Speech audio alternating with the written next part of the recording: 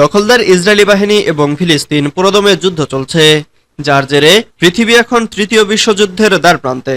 এরই মধ্যেই একের পর এক হত্যা করা হচ্ছে মুসলিম বিশ্বের শীর্ষ নেতাদের। তবে কি এবার তৃতীয় বিশ্বযুদ্ধ বাদিয়েই ক্ষান্ত হবে ইসরায়েল? দর্শক, জানিয়ে দেব হাতে থাকা সর্বশেষ আপডেট আন্তর্জাতিক সংবাদ। প্রথমেই সংবাদ শিরোনাম। ইরান কখন কোথায় ইসরায়েলে হামলা চালাবে? এরপর জানিয়ে দেব ক্যান্সারের টিউমার ইসরায়েলকে ধ্বংস করতে হবে বলেছে হামাস। এদিকে 2 ইরানিকে দিয়ে ইসমাইল হানিয়া হত্যাকাণ্ড ঘটিয়েছে ইসরায়েল।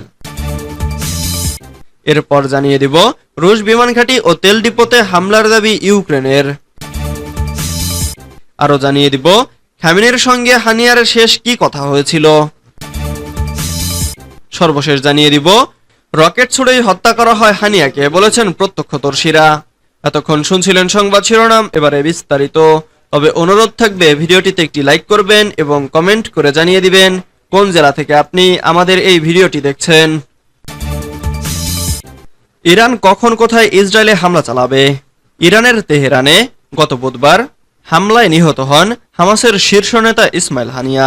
এই হত্যাকাণ্ডে ইসরায়েলকে দায়ী করেছে হামাস। হানিয়ার মৃত্যুর ঘটনায় মধ্যপ্রাচ্যের আঞ্চলিক পরিস্থিতি আরও সংকটময় হয়ে উঠেছে। ইতোমধ্যে হানিয়া হত্যার জবাব দেওয়ার ঘোষণা দিয়েছে হামাস। ইরানের পররাষ্ট্র মন্ত্রণালয়ের মুখপাত্র নাসের কানানি বলেছেন, হানিয়ার রক্ত কখনোই বৃথা যাবে না। এমত অবস্থায় ইসরায়েলে কখন কোথায় হামলা করবে ইরান তা নিয়ে কৌতূহল তৈরি হয়েছে। রয়টার্সের এক প্রতিবেদনে বলা হয়, মধ্যপ্রাচ্যে নিজেদের সমর্থিত সশস্ত্র গোষ্ঠীগুলোর সঙ্গে আলোচনায় বসার কথা জানিয়েছে তেহরান। ইসরায়েলের পক্ষ থেকেও হুঁশিয়ারি দিয়ে জানানো হয়েছে, হামলা হলে বসে থাকবে না তারা। এমন উত্তেজনার মধ্যে পেন্টাগন বলছে, যুক্তরাষ্ট্রের সামরিক বাহিনী অতিরিক্ত জেট বিমান এবং রণতরী মোতায়েন করেছে।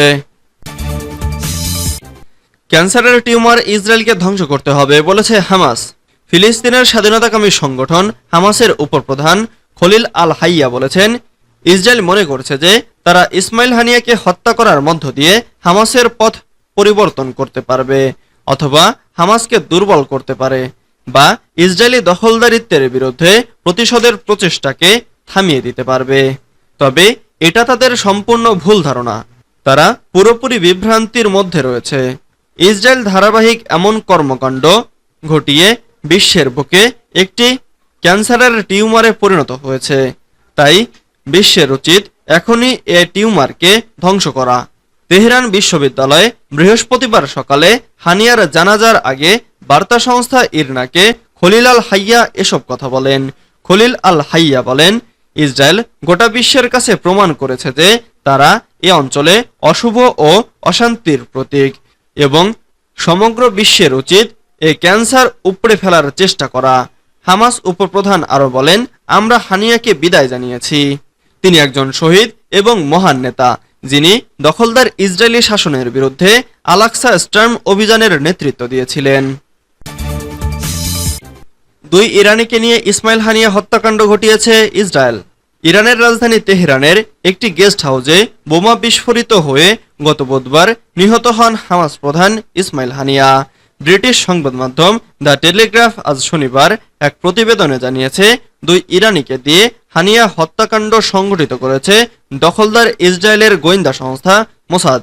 হানিয়াকে গত মে মাসেই হত্যা করার পরিকল্পনা করে ইসরায়েল। ওই সময় হেলিকপ্টার দুর্ঘটনায় নিহত ইরানি প্রেসিডেন্ট ইব্রাহিম রাইসির জানাজায় অংশ নিতে তেহরান যান তিনি। ওই সময় গেস্ট হাউসটিতে বেশি মানুষ থাকায় বোমার বিস্ফোরণ ঘটানো হয়নি। মোসাদের শঙ্কা ছিল এতে করে অপারেশন ব্যর্থ হয়ে যেতে পারে। ইসমাইল হানিয়া যে গেস্ট হাউসটিতে নিহত হয়েছেন সেটির 3টি রুমে ইরানের বিপ্লবী গার্ডের বিশেষ শাখার 2 সদস্য বোমা স্থাপন করেন। তারা সবকিছু করেন মোসাদের নির্দেশনায়। ওই গেস্ট হাউসটিতে বোমা স্থাপন করা হয় কারণ ইরানে গেলে বেশিরভাগ সময় সেখানেই অবস্থান করতেন হানিয়া। রুশ বিমান ঘাঁটি ও তেল ডিপোতে হামলার দাবি ইউক্রেনের। রাশিয়ার বিমান ঘাঁটি ও তেল ডিপোতে হামলার দাবি করেছে ইউক্রেন।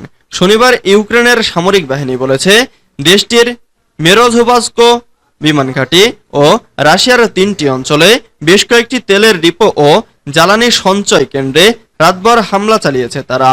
ব্রিটিশ বার্তা সংস্থা রয়টার্স এই খবর জানিয়েছে। সামরিক বাহিনী জানিয়েছে বিমান ঘাঁটিতে করা হামলাটি একটি গোয়েন্দা বরদ ডিপোতে আঘাত হানে। সেখানে অন্যান্য সরঞ্জামের মধ্যে গাইডেড এরিয়াল বোমা সংরক্ষণ করেছিল রুশ বাহিনী। টেলিগ্রাম পোস্টে ইউক্রেনের প্রেসিডেন্ট ভলোদিমির জেলেনস্কি বলেছেন, রুশ যুদ্ধবিমান যেখানেই চিহ্নিত হোক না কেন সেগুলো সব কার্যকর উপায়ে ধ্বংস করতে হবে। রুশ বিমান ঘাঁটিতে হামলা করাটাও বেশ ন্যায্য, আর মিত্রদের সহযোগিতায় আমাদের এই যৌথ সমাধানটি দরকার, একটি নিরাপত্তা সমাধান। খামেনির সঙ্গে হানিয়ার শেষ কি কথা হয়েছিল? ইরানের রাজধানী তেহরানে গুপ্ত হত্যার শিকার হওয়া ফিলিস্তিনের স্বাধীনতাকামী গোষ্ঠী হামাসের রাজনৈতিক শাখার প্রধান ইসমাইল হানিয়া নিহত হওয়ার আগে ইরানের সর্বোচ্চ নেতা আয়াতুল্লাহ রুহুল্লাহ আলী খামেনিকে শেষ কথায় জীবন মৃত্যু আমৃত্যু সহনশীলতা নিয়ে কোরআনের একটি আয়াত বলেছিলেন। তিনি বলেছিলেন, আল্লাহই জীবন দান করেন এবং মৃত্যু ঘটান, আর আল্লাহ সর্ব আমল সম্পর্কে সম্যক অবহিত।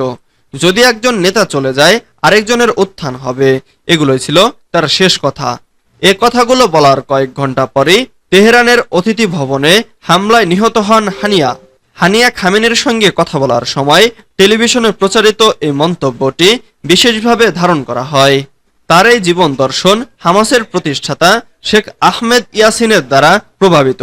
তিনি ইসরায়েলের বিরুদ্ধে জিহাদের পক্ষে ছিলেন।